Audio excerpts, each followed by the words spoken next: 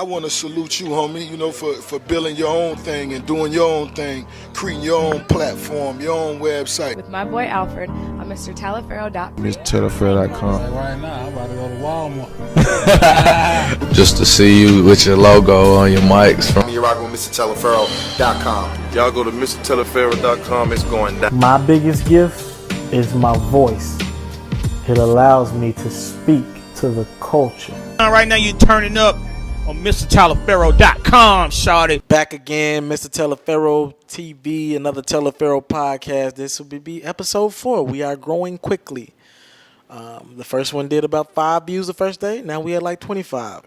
If we keep up that rate, in a few weeks I'll be at over 25 to 50,000 views. So hey, maybe we can keep growing at that rate. I'm not mad at that. So this podcast, I want to switch over. The first one was about me, and the next 2 have been about sports-related topics. I want to switch up a little bit, and I want to cater this podcast to music, and I want to cater it to the top of the top. Let's talk about Drizzy Drake a little bit. Now, I'm going to do a podcast in the near future about Drake himself and his career, his longevity, how he plans to retire at 35. I got a few podcasts that I'm going to do on Drake in the future. This isn't just that. This is about Drake and his direction from a musical standpoint. Now, I want you to during OVO Fest a couple days ago, Drake brought out Rihanna on the first night. And then on the second night, he brought out Rihanna, and then he brought out Kanye West. Now, in the midst of bringing out Kanye West announced, "Are y'all ready for this album?" And, people in the crowd, I'm pretty sure there's a lot of Kanye fans there. Oh, The Life of Pablo 2? New Kanye? New Ye album? Hell yeah. I'm ready for that. And then, he says, "I'm not talking about that album. I'm talking about another album." So now people like, the mixtape that Drake's been talking about? New music from Drizzy Drake with Kanye producing? And he's like, "I ain't talking about no new Drake project. I'm talking about the Kanye and Drake album." Remember a couple years ago, not even a couple years ago, the last time Kanye did a Breakfast Club interview, he spoke about how if he does another album with someone else, it probably wouldn't be with Jay-Z, it'll be with Drake. And he said that the Wolves track that was on his album was actually something that him and, it had some Drake in it. It was, something him and Drake talked about. The track was originally for Drake to get on. So I want to put on a side note, an asterisk, that Jay-Z said he wouldn't do an album with anybody outside of Kanye at this point in his life, but I guess that's neither here nor there. But I want to talk about how Drake, a lot of people say Drake rides the hot wave. What do I mean by that? Okay. In 2000, what was that, 14 now? Wow, I'm getting old. 2014. The biggest group and the biggest wave that summer was the that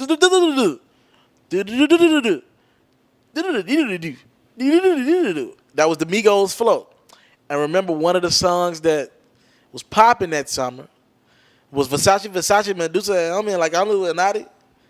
This is a gator that come in there. Get off that property. Remember when Drake remixed that track and it went crazy. Anything Drake touches, it usually go crazy. Especially when he hops on hip-hop records, remixes verses, it went crazy. And what actually happened in the grand scheme of things is we forgot that it was even the Migos song. And you get in these clubs, and what became of it is you play the chorus and you get right into Drake's verse. So in a way, the Migos got canceled out of their own record. Fast forward last summer, 2015. What was the biggest record last year? "Baby, won't you come my way? Yeah, I got something I want to say." And then Drake coming, all I gotta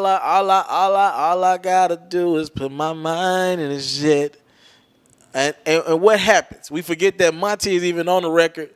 And just like that Versace verse, the first Versace record the previous summer, it's "Baby, won't you come my..." All you get is the chorus, and you get right into Drake. So essentially, we forget that that's Fetty Wap's track. His verse is not the memorable verse on that record anymore. It's all about Drizzy Drake. Now, one will argue rappers Put out better verses and you won't be so forgettable on tracks. Stop letting Drake kill you. But a lot of people will argue that Drake's just always riding hot waves. All right, let's fast forward. That same summer, let's keep in mind, last summer was the summer of who? The summer of Future. 5 mixtapes shouted. You know, mixtape after mixtape after mixtape. Future was putting in work from January on now. It was his year. The only other artist that could, claim that they're not as hot, that they weren't as hot as Future in hip hop would be Drake. The only artist. But Future was controlling the streets. And the way Drake combated that, after his beef with Meek Mill, he combined with Future to create a What a Time to Be Alive. Now, and now a lot of people would think that's just Drake riding hot waves. And I think that's more of riding the hot waves than anything because, Meek Mill, as soon as he got out of jail, him and Drake get the Rico track together. And I won't knock Drake for that one because people reach out to Drake to do music. We cannot knock the man for being a smart businessman. But I do think it sometimes crosses over to riding the high wave. Recently, Back on Road, Gucci Mane just got released from jail. One of the first tracks you hear. Yeah, I'm back on road. We hear that, and it has come out in the media that apparently Drake and Gucci Mane this is what Zaytoven confirmed, have a 6-song EP on the way. And it's pretty much views from the 6. Gucci Mane claims his own 6. Drake obviously claims the 6 in Toronto. Another example, Gucci Mane wasn't even home 2 weeks yet and they got in the studio. Now, people will say that's Gucci Mane reaching out to Drake. I think it's a little bit of both. I think Drake's a great businessman. He understands opportunities and he knows how to keep himself hot. Now, I'll argue this to a lot of people who are going to say Drake just ride highways. I will say this. Maybe you need to do the same thing because Drake is hot as ever. A pop star is able to be in different countries around the world, be hot there, and still be the hottest thing in hip-hop. Maybe y'all need to start doing some of the things that Drake does because that man is hella successful at what he's able to do. Apple deals. A lot of deals on the table for Drake. A lot of money being made over there in that OVO camp because of listen, when Meek Mill dissed Drake, 2 things got exposed. Drake really seemed as if though he didn't want to diss Meek Mill back, but he did it anyways. And the second thing is Meek didn't have his team, the Dream Chasers, he just doesn't have the smart enough team around him to compete with OVO in Drake's camp. Drake has one of the smartest teams we've ever seen, period. Maybe outside of Beyonce's and Jay-Z's team, which kind of go hand in hand, that husband and wife there. I don't think we've ever seen an animal like Drake and his team.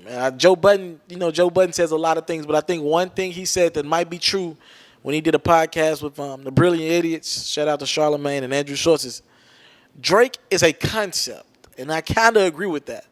We know he's a person, but Drake is like a concept, and a whole team is combated, and they're sold on making sure this concept is a powerful global conglomerate. So with that being said, let's keep it moving. Let's keep this Drake trolling thing moving. Back to the Kanye West possible album coming out. Do you want to see this as a fan? I'm going to pose this question to you guys, and I want y'all to comment all responses. I want to know, do you want to see this? I mean, it's a great question for hip-hop. And I don't know if I want to see this, I think the production will be amazing on it. I really do. I think the production will be amazing on it. But at some point, I'm like, man, I don't know if I want to. I like Watch the Throne. I like saying that was a moment in hip-hop where Jay-Z and Kanye did that. And I always slap myself on the forehead for missing that Jay-Z and Kanye West tour. I really do. And not being too young to embrace what that meant for the culture. Because it probably won't happen again. Now, look, Drake has been adamant in saying that, he's retiring at the age of 35. Drake is pushing 30 now. As a matter of fact, his exact age. Right now, Drake stands at 29. He'll be 30 in October. So, with that being said, Drake,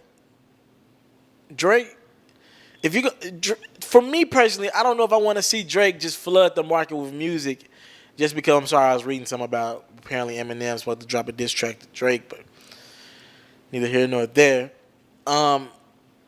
Here's the thing, Drake, I don't want to see him just flood the streets with so much music until he's 35 and just call it quits. But I understand why, though. I understand what he's doing.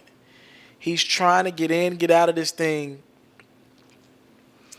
and and fall away from it. Kind of like how Hove has been able, like after Hove put out before Magna Carta Holy Grail, you know, a Hove verse is classic. It's legendary, and it still is. When you get Hove on a track, even though he's doing a lot more music now, it means something. And Drake wants his music to mean something, you know, kind of the opposite of how a Wayne verse should mean more. And it doesn't right now. That Wayne verse should mean way more.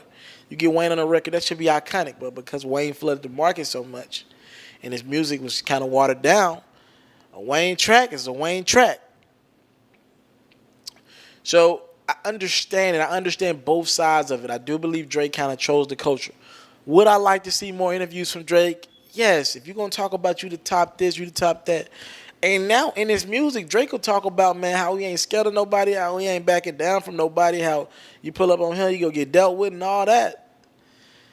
Listen, if that's the case, I want to be able to, you know, hear your interviews, those classic interviews that impact the culture.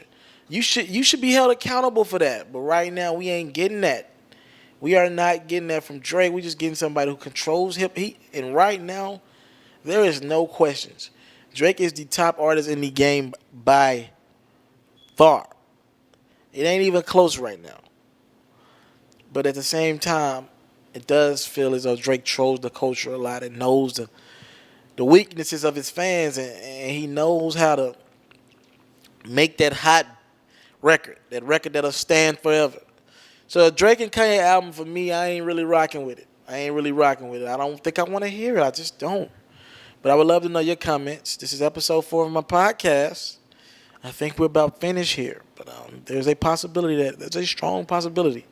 This is not just something that's going to go away. Kanye just don't speak on crap and not put it in existence. There's a strong possibility, guys, that we're going to get a Drake-Kanye album. And I don't know how I feel about that. If it happens, of course, I'm going to listen to it as a fan of hip-hop. But I don't know if I really want that, man. I don't know if I really want that. I respect these two artists individually. And I respect that level of competition from the two, where I don't have to worry about these two artists ever doing a lot of records with each other. I want to respect the fact that these are two individual entities. And I like that competition level in hip-hop. I want to be able to talk about his views better than the life of Pablo or vice versa. Now, if everybody's doing records, it kind of loses back to what 50 Cent said a while ago about hip-hop. Everybody's friends. There's no competition anymore in the game. This is episode 4 of my podcast. I would love for you to talk to me in my comment box below. I don't take your time for granted. Thank you for it. Thank you for it.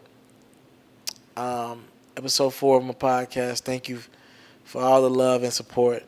It means the world to me. The podcast, again, brought to you by About Damn Time Clothing. Got links in my description about where you can get some of the hats, clothes that I'm going to be rocking in the next few weeks for About Damn Time. I got to thank y'all for all the love and support. It means the world to me. Salute. I'm out. I want to salute you, homie, you know, for building your own thing and doing your own thing, creating your own platform, your own website. With my boy Alfred on MrTalafero.com. MrTalafero.com. Right now, I'm about to go to Walmart. Just to see you with your logo on your mics from. You're rocking with MrTalafero.com. Y'all go to MrTalafero.com. It's going down. My biggest gift is my voice. It allows me to speak to the culture. Right now, you're turning up on MrTalafero.com, shawty.